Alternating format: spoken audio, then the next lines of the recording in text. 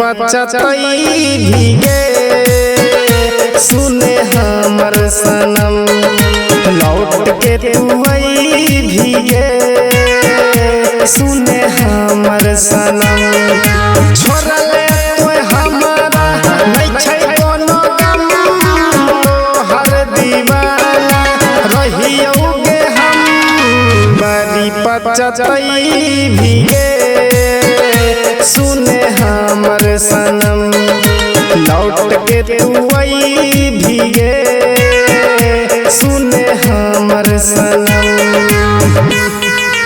Music by Kamlesh Yadav.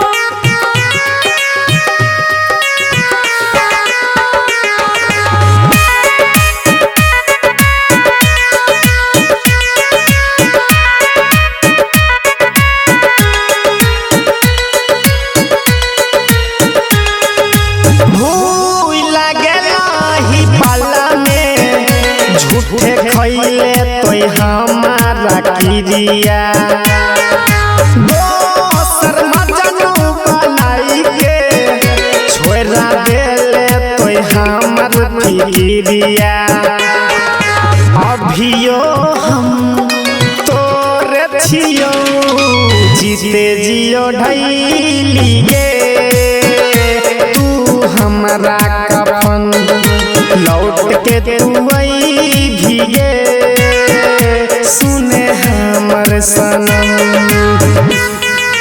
Music by Kamlesh Yadav.